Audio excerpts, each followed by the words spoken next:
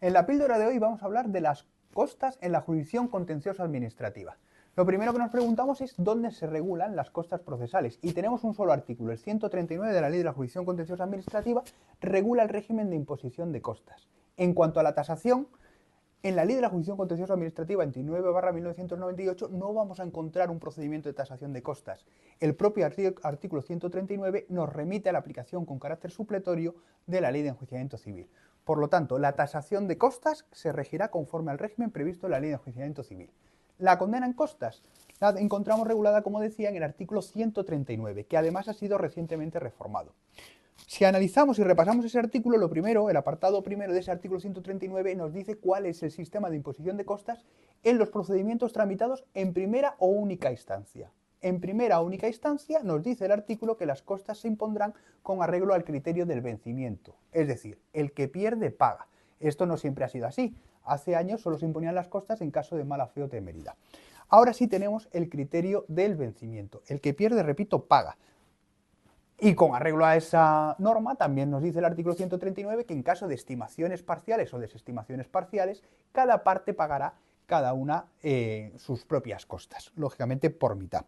Siempre con la salvedad de serias dudas de hecho de derecho, como pasa en los procedimientos civiles, que el juez podrá no imponer las costas cuando considere que existen esas serias dudas, o por supuesto los casos de mala fe o temeridad, que las podrá imponer a una parte cuando considere que ha litigado con esos condicionantes. El 139.2 nos habla de las costas en los recursos. ¿Y qué nos dice? Que en los recursos se impondrán las costas al recurrente si se desestima totalmente el recurso. Es decir, nunca se imponen las costas a la parte recurrida. Lo que se está impugnando es la sentencia. No se está atacando a la otra parte. Por lo tanto, solo se impondrán las costas al recurrente si se desestima totalmente el recurso. En cuanto al recurso de casación, pues si os fijáis, el artículo 139.3 se remite a la regulación de las costas del recurso de casación reguladas en el artículo 93.4 de la Ley de la Jurisdicción Contencioso Administrativa. Si nos vamos a ese artículo 93.4, lo que nos dirá es que el Tribunal Supremo, cuando resuelva un recurso de casación, impondrá las costas de la primera instancia conforme al criterio del vencimiento y las costas del recurso, como regla general, serán repartidas entre las partes, cada una por mitades. Y llegamos sin duda al artículo más importante en materia de costas de la jurisdicción contenciosa administrativa, que es el apartado 4, que además ha sido recientemente reformado. Os explico. En la jurisdicción contenciosa administrativa, hasta hace muy poquito tiempo, los tribunales tenían la facultad de limitar las costas hasta una cantidad máxima en sentencia. Y eso es lo que se hacía. Por lo tanto, cuando un cliente te llegaba a tu despacho y no le podías explicar a ciencia cierta que aunque ganara o perdiera, cuánto le iba a costar el procedimiento, porque siempre existía esa facultad discrecional de los jueces y tribunales para limitar las costas en sentencia. Esto se ha modificado hace poco, pero sigue existiendo esta posibilidad. Os leo lo que dice el artículo 139.4. En primera única instancia, la parte condenada en costas estará obligada a pagar una cantidad total que no exceda de la tercera parte de la cuantía del procedimiento. Y además nos dice que en los procedimientos de cuantía indeterminada se fijará la cuantía como de 18.000 euros. Por lo tanto, ya tenemos una primera limitación. La tercera parte de la cuantía del procedimiento, muy parecido a lo que pasa en la Ley de Enjuiciamiento Civil, que por cierto, en la Ley de Enjuiciamiento Civil sabéis que se ha modificado recientemente y los pleitos de cuantía indeterminada a estos efectos se valoran en 24.000. En la Ley de la Jurisdicción Contenciosa son 18.000 euros. Pero es que además nos dice que en los recursos y sin perjuicio de lo previsto en el párrafo anterior, la imposición de costas podrá ser a la totalidad o a una parte de estas. ¿Esto qué quiere decir?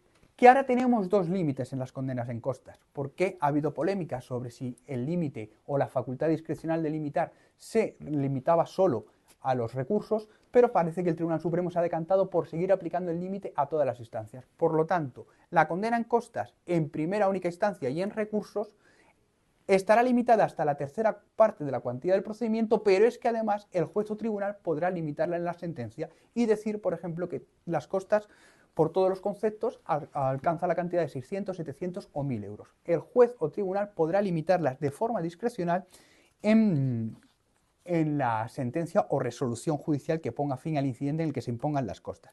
¿Qué más hay que decir de las costas? Pues si os fijáis, el apartado 5 nos dice que la administración podrá cobrarlas por vía de apremio, no es necesario que inicie un procedimiento de ejecución forzosa.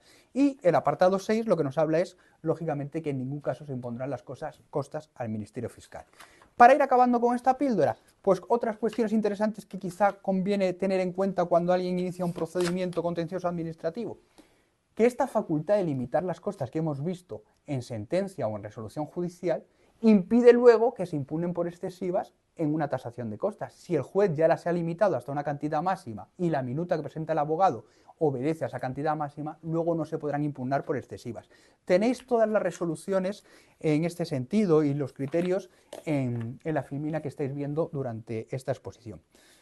En los casos de terminación anormal del procedimiento, es decir, cuando no finaliza por sentencia, pues fijaos, en los casos de desistimiento, el artículo 74.6, que sí que tiene una previsión específica en cuanto a costas, nos dice que el desistimiento no implicará necesariamente la condena en costas. El Tribunal Supremo en sus resoluciones es favorable a no imponer las costas en los casos de desistimiento cuando ese desistimiento esté justificado y no haya habido mala fe.